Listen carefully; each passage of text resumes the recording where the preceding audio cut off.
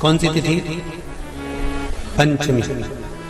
चाहे वो शुक्ल पक्ष की हो, चाहे वो कृष्ण पक्ष की। शिव महापुराण की कथा कहती है आपको सुख अनुभव हो जाएगा, कार्य सिद्ध। जिंदगी में कभी संपदा कम नहीं हो सकती, संपदा बढ़ती चली जाती है। संपदा घट नहीं सकती, बढ़ेगी और घटेगी। कष्ट नहीं आ सकता, रोग बीमारी तकलीफ नहीं आ सकती। आपके लिए तो लाभदायक है, समझ लो ये कथा। शास्त्र कहता है कि जिसके घर में संपदा की कमी हो, पैसा आ ही नहीं रहा हो, सब तो उलझ गया हो, बहुत टेंशन चल रहा हो, पंचमी तिथि के दिन गन्ने का रस जानते हो? ईख का रस, गन्ने का रस तुलसी जी के क्यारे में हाथ में लेकर 7 बार अपना नाम और गोत्र बोलकर छोड़ दो। जिंदगी में 3 साल में तो करोड़पति बनकर बैठ जाओगे, कभी लक्ष्मी की कमी नहीं आ सकती। तैयारी में बैठे रहोगे कि फिर पंचमी तिथि आए। 3 मंत्रों का स्मरण शिव महापुराण में कहा गया है। पहला ओम नमः शिवाय, दूसरा मार्कंडू जी के पुत्र मार्कंड के पुत्र मार्कंडे, मार्कंडे जी की उम्र थी मात्र 12 वर्ष जीवित रहने की, पर पिताजी ने कह दिया था कि तू शंकर का भजन कर, तू शिव का स्मरण कर। अगर तूने शंकर का भजन करा तो ये पक्का है कि अकाल मृत्यु वो मरे जो काम करे चंडाल का, काल उसका क्या बिगाड़े जो भक्त हो महाकाल का। काल का हरण करने वाला एक ही हो सकता है, वो महाकाल हो सकता है, उसके सिवा कोई नहीं। मार्कंडे जी से कहा तेरी उम्र 12 वर्ष की है, केवल 12 वर्ष।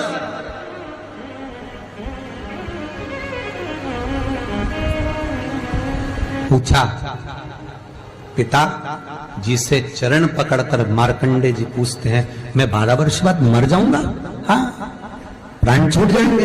हाँ, कथा सुनी थी पिताजी के मुख से कि यमराज आता है, पाड़े पर बैठकर गदा लेकर आता है, बड़ी बड़ी मूंछें हैं, काला स्वरूप है, मुकुट सोने का पहनता है, हीरे का, उसमें एक रतन लगा होता है, गले में भी स्वर्ण, उसमें हीरे जड़े होते हैं, काला विग्रह होता है यमराज का, और वो अपने दूतों के साथ आकर पास डालकर बांध कर ले जाता है। तो उस मार्कंडे को वो चरित्र याद। आज अंतिम दिन 12 वर्ष की वो घड़ी, वो पल, वो क्षण आ गया जब मार्कंडे जी के प्राण छूटना है। समय आ गया। मार्कंडे जी के पिता जी से कहा जाओ और जाकर आप शंकर की भक्ति में रम जाओ। पिताजी और माताजी भी लग गए, मार्कंडे जी भी लग गए। मार्कंडे जी को लेने के लिए यमदूत आ गए, डर गया। थोड़ी देर बाद यमदूत देखे कि शंकर का अनुमोदन कर रहा है, वापिस चले गए। यमराज आ गया, वही पाड़े पर बैठकर, वही भैंसे पर बैठकर, वही काला स्वरूप। डर लग गया 12 साल के बच्चे को। उसने शंकर का शिवलिंग पकड़ लिया, गले से लगा लिया, शंभो मुझे डर लग रहा है, शंकर मुझे भय लग रहा है। और तब तेज तेज महामृत्युंजय मंत्र को, वैदिक मंत्र को पुकारना प्रारंभ करा। जब 33 अक्षर के उस महामृत्युंजय मंत्र को पुकारा, शंकर सामने खड़ा हो गया। यमराज पीछे हट गया कि ये अब मेरा है, इसको तू नहीं मार सकता। वो 33 अक्षर के मंत्र का उच्चारण जब उस मार्कंडे जी ने करा, देवता जान गए कि इस मंत्र की मूलता क्या है। पहला मंत्र ओम नमः शिवाय, दूसरा मंत्र जम के बोलो महामृत्युंजय मंत्र, और तीसरा मंत्र वही श्री शिवाय नमस्तुभ्यम। ध्यान दीजिएगा, मंत्र के 3 क्रम है, वैदिक, तांत्रिक, शाब्दिक। मंत्र के 3 क्रम है।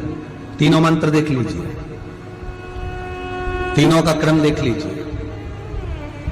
महामृत्युंजय मंत्र वैदिक मंत्र, इसको जब ब्राह्मण जपता है कुशा का आसन बिछाकर, मौन रहकर, घट की जिह्वा से जपता है। अगर याद नहीं रहता तो भी धीमा धीमा बोलता है, तेज नहीं। महामृत्युंजय का जाप अनुष्ठान, सामने कलश स्थापन कर कर प्रेम से 1100, 11,000, 1,25,00,000 अनुष्ठान किया जाता है।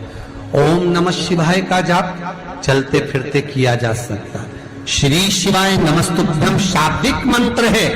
इस मंत्र का प्रयोग के लिए ना आसन की जरूरत है, ना तब साधना की जरूरत है। जब जब पर हो शंकर साक्षी। हाँ, कोई रोग आ गया, कोई बीमारी आ गई, कोई कष्ट आ गया, बहुत भारी आ गया, तो महामृत्युंजय का स्मरण शंकर की साक्षी में होना चाहिए।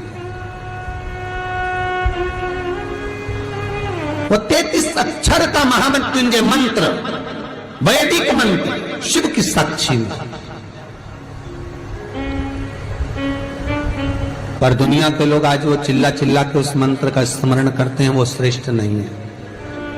नहा रहे हो, सोचादित कर्म में जा रहे हो और वो डब्बा लगा दिया,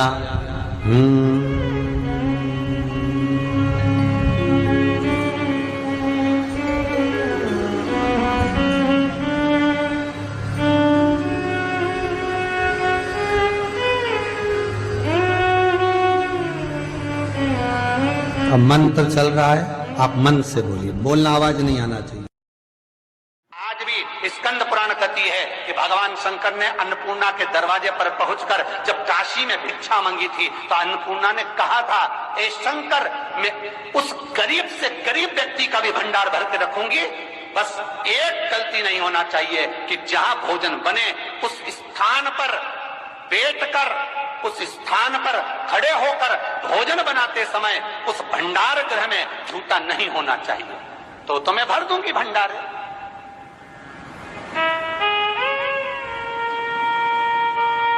जिस प्लेटफॉर्म पर खड़े होकर माताएं भोजन बनाती ना, सब्जी बघारती, वहीं पे हाथ में लेके चख लेते।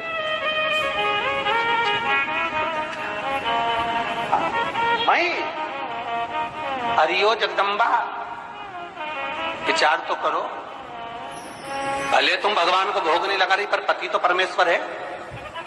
भले तुम भगवान को भोग नहीं लगा रही पर पति तो परमेश्वर है। पति के लिए कहा परमेश्वर, मतलब भले भगवान की तुमने सेवा नहीं करी, भले अर्चना नहीं करी, भले पूजन नहीं करी, पर पति तो परमेश्वर है। सब में तो वही समाया। घर में जो सास रहती है वो भी तो मां है, जो पिता रहता है वो भी तो बद्रीनारायण है। महाराज फिर क्यों चक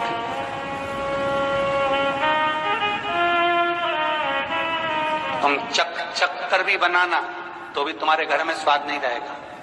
और जिस मंदिर में, आश्रम में, भंडारे में जब तक भगवान का भोग नहीं लगता तब तक चखा नहीं जाता, चाहे नमक डला ना डला, मिर्ची डली ना डली, शक्कर डली ना डली, भंडारे के भोजन में जो मिला दिया, आखिरी में फिर भगवान ने अगर पा लिया तब चखा गया कि अब भोजन में स्वाद है कि नहीं है।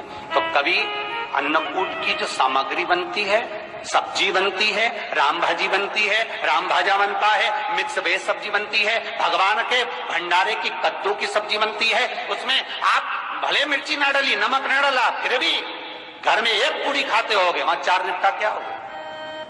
क्यों? क्योंकि वहां अन्नपूर्णा स्वयं देने के लिए तैयार खड़ी है। और हमारे घर में तुम चक के बना रही, बेटे को दूध भी दे रही तो बोतल में से 2 बूंद टपका के पहले चक ले रही।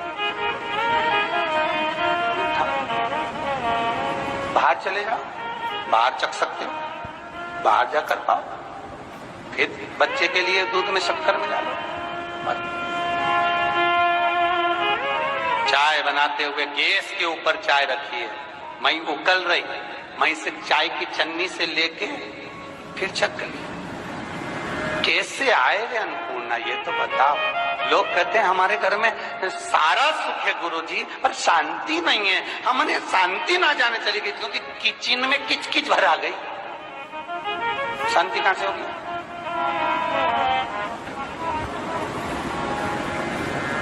वहां इतना किचकिच भरा हुआ है, प्रेम, करुणा, वात्सल्यता, स्नेह, समर्पण समाप्त हो।